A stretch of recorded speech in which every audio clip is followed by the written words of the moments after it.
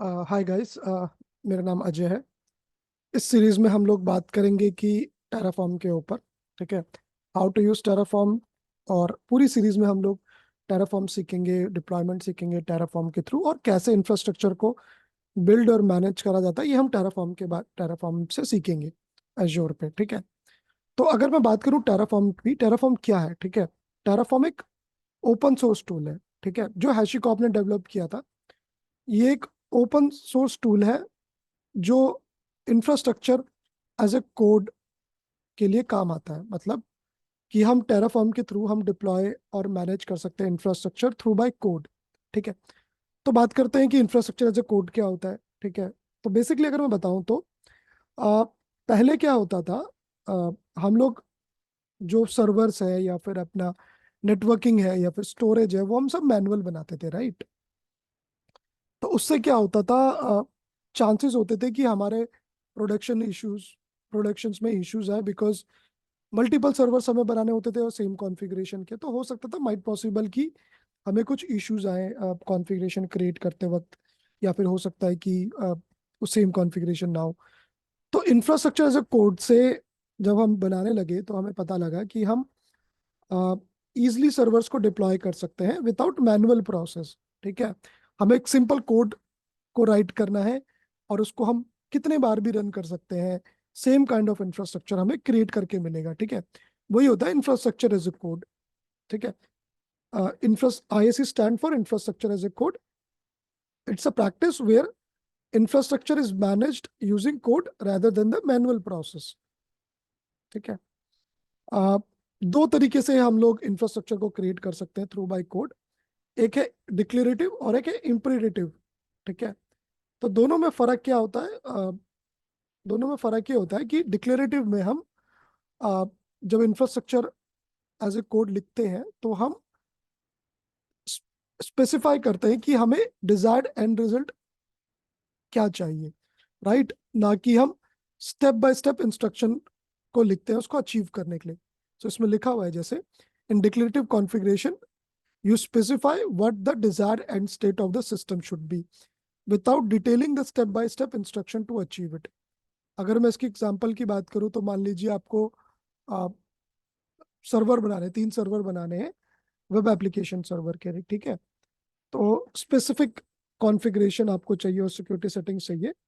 तो हम ये नहीं बताएंगे उसमें कि हमें अ, एक सर्वर बनाना है, उसके बाद उसमें लेट्स से विंडोज सर्वर है तो उसमें IIS इंस्टॉल करना है, उसके बाद सिस्टम रिबूट मारना है, उसके बाद IIS सर्वर को रीस्टार्ट करना है। तो हम वो इतनी सारी इंफॉर्मेशन पास नहीं करते। हम सिंपल बनाते हैं कि हमें ये सर्वर चाहिए, ये कॉन्फ़िगरेशन चाहिए, 4 GB रैम चाहिए, ये SKU साइज होना चाहिए। इस तरीके से हम डिप्लॉय कर सकते हैं। ठीक है, तो फोकस बताऊं मैं अगर डिक्लेरेटिव कॉन्फ़िगरेशन में, तो वो होता है डिजायर्ड आउटकम पे। ठीक है, जो हमारा एंड रिजल्ट आएगा, ना कि स्टेप बाय स्टेप इंस्ट्रक्शन क्या होनी चाहिए। ठीक है, अगर मैं टूल्स की बात करूं, एग्जांपल टूल्स, तो टेराफॉर्म एक इंफ्रास्ट्रक्चर प्रोविजनिंग टूल है। सेम कुबरनेटिस भी यूज होता है हमारा कंटेनर ऑर्केस्ट्रेशन के लिए। ठीक है, अ, अगर इम्परेटिव कॉन्फ़िगरेशन टूल जो है, इन इम्परेटिव कॉन्फ़िगरेशन टूल में हम लोग फोकस करते हैं स्टेप बाय स्टेप इंस्ट्रक्शन पास करने के लिए। ठीक है, so in imperative configuration we provide instruction on how to configure the system, detailing the sequences of action to be taken। ठीक है, तो हम डिटेल में इंस्ट्रक्शन बताते हैं कि अ, जैसे कि हमने 4 GB सर्वर के साथ हमें चाहिए, और हमें विंडोज इंस्टॉल करनी है, वो इस टाइम पे रीस्टार्ट होगा।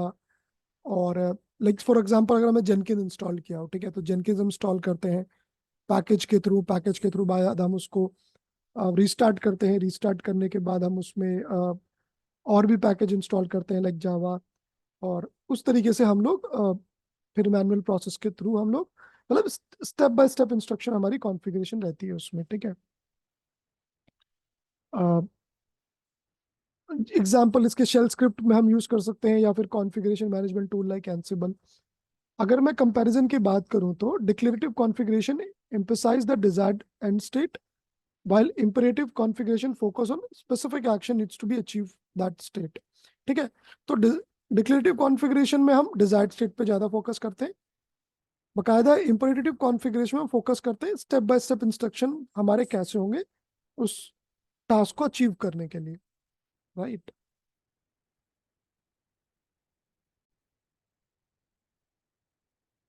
तो हम बात करते हैं व्हाट इज टेराफॉर्म। ठीक है, तो Terraform is an open source infrastructure tool developed by HashiCorp. तो ये एक टूल है जो हैशिकॉप ने बनाया है, आईएसी के लिए यूज होता है।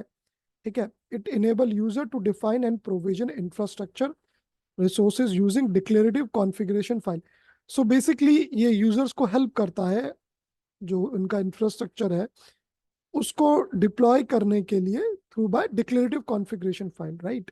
डिक्लेरेटिव कॉन्फ़िगरेशन हमने पढ़ाई कि हम डिक्लेरेटिव कॉन्फ़िगरेशन में फोकस करते हैं अपने कोड पे एंड रिजल्ट के लिए, राइट, ना कि स्टेप बाय स्टेप इंस्ट्रक्शन। वो जो है हमारा स्टेप बाय स्टेप इंस्ट्रक्शन कैसे डिप्लॉय करना है, कब कौन सी सर्विस कब कैसे डिप्लॉय करनी है, वो टेराफॉर्म बैकएंड में संभालता है। ठीक है, अब जब हम प्रैक्टिकल करेंगे तो हम ज़्यादा अच्छे से समझेंगे।